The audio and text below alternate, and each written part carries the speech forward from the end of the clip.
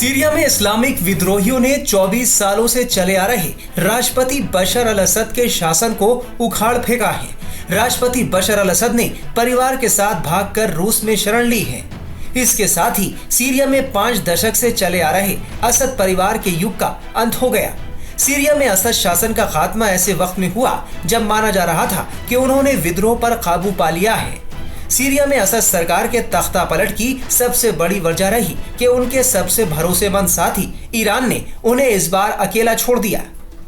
जानकारों की माने तो बशर अल असद ने ईरानी हुकूमत का भरोसा खो दिया था।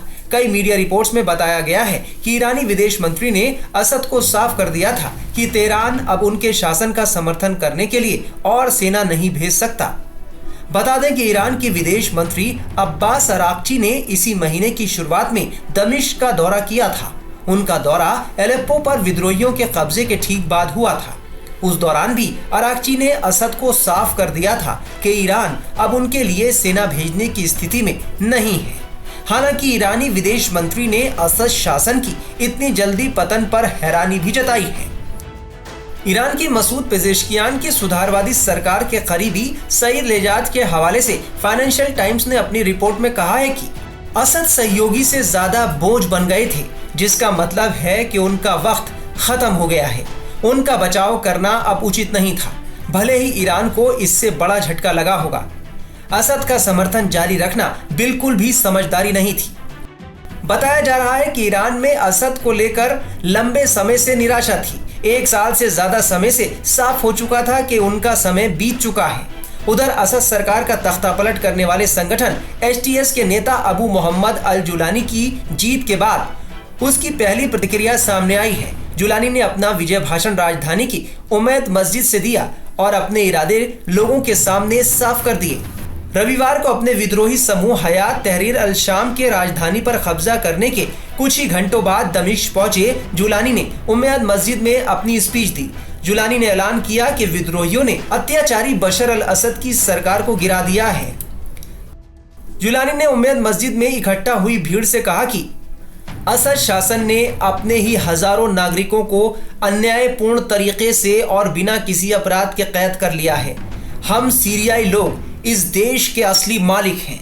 हम लड़ते रहे हैं और आज हम इस जीत से नवाजे गए हैं। जुलानी ने लोगों से कहा कि नया सीरिया बनाने के लिए कड़ी मेहनत करनी होगी, जो इस्लामी राष्ट्र के लिए एक प्रकाश स्तंभ होगा। जुलानी ने अपने भाषण में ईरान के सीरिया में दखल की भी आलोचना की। बता दें कि सीरिया में असद सरकार का तख्तापलट ईरान के लिए बड़ा झटका माना जा रहा है, क्योंकि असद को ईरान का समर्थन रहा है। हालांकि अब दावा किया जा रहा है कि ईरान का असद से मोहभंग हो चुका था। वहीं 2016 में अल-कायदा से नाता तोड़ने के बाद से जुलानी ने खुद को ज्यादा उदारवादी नेता के रूप में पेश किया है। अमेरिका और बाकी पश्चिमी देश अब भी HTS को एक आतंकी संगठन ही मानते हैं। जुलानी पर अमेरिका ने 10 मिलियन अमेरिकी डॉलर का इनाम घोषित कर रखा है।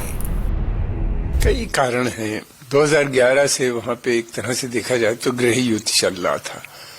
पहले अपराइजिंग थी, अरब अपराइजिंग, जो प्रो डेमोक्रेसी के लोग थे वो लड़ रहे थे। फिर बाद में अल-कायदा वहां पे आ गया, दाइश फिर आ गई। इन लोगों ने वहां पे खिलाफत कायम कर दी। वो कई साल रही, 2-3 साल, उसकी वजह से सब बर्बाद हो गया। इराक भी और सीरिया भी। फिर उसके अलावा ये भी था कि तब से इनका पूरा कंट्रोल तो था नहीं मुल्क के ऊपर।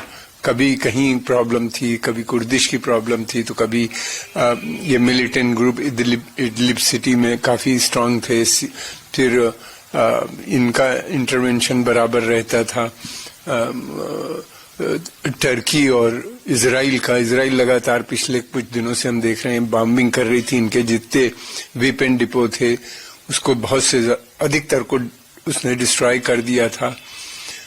फिर उसके अलावा ये था कि ये आतंकवादी जो ग्रुप हैं वो अपने को अब आतंकवादी नहीं कह रहे हैं, लेकिन इनका पास तो वही है तहरीर अल शम्स का। ये पहले जबहत अल नुसरा थी जो कि एक उसका ग्रुप था, अल-कायदा का ग्रुप था। तो ये सारे लोग जो थे लगातार एक के बाद इंसिडेंट होते गए, ये कमजोर होते गए। रेवेन्यू था नहीं, स्टेट फेल हो चुकी थी और फिर सेना ने लड़ने से भी इनकार किया।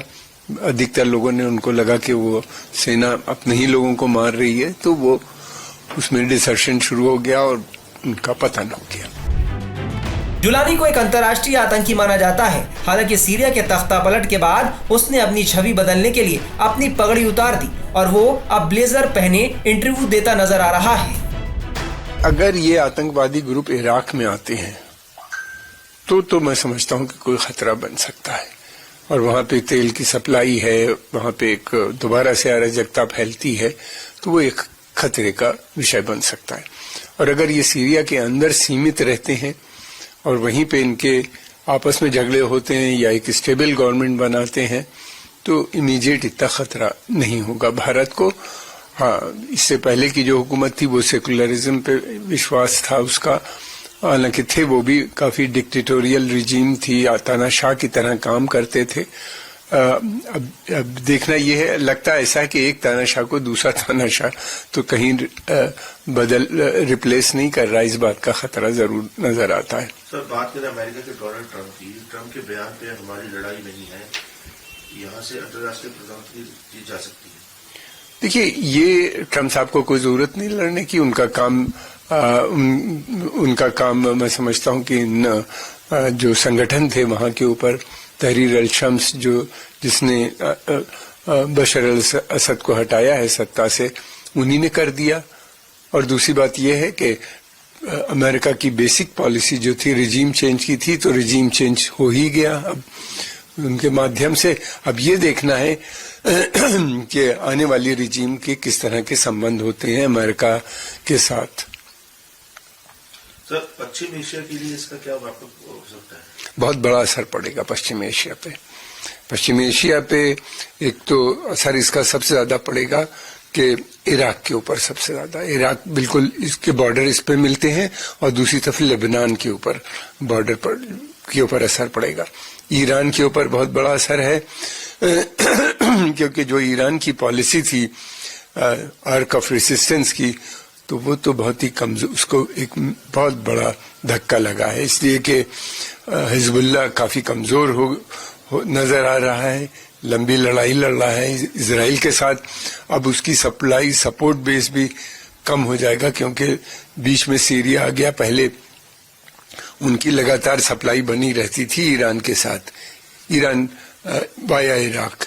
दूसरी बात ये भी है कि हिजबुल्लाह का कमजोर होना ये सीरिया के लिए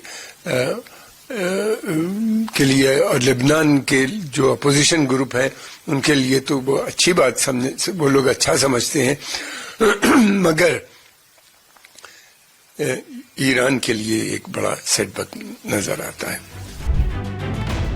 इस बीच अब सीरिया में विद्रोहियों के कब्जे के बाद ये सवाल उठ रहे हैं कि आने वाले दिनों में भारत पर इसका क्या असर पड़ने वाला है। सुनिए विदेश मामलों के जानकार वेल अव्वाद का क्या कहना है। इंडियन सरकार में तो हर देश में, हर दुनिया में, हर सरकारी के साथ में तो दोस्ती बन रहा है। मतलब ये तरीका है पॉलिटिकल इंटरनेशनल रिलेशन, सरकार आते सरकार जाते, लेकिन देश की बात बहुत मोहब्बत है। तो इंडिया काफी सपोर्ट किया, ह्यूमैनिटेरियन सपोर्ट भी किया। सीरियन मसला का हल Syrian by Syrian for Syrian, ये तो इंडियन पोजीशन है। कोई युद्ध नहीं मांग रही, कोई फॉरेन इंटरवेंशन नहीं मांग रही, यूएन चार्टर अप्लाई करना चाहिए।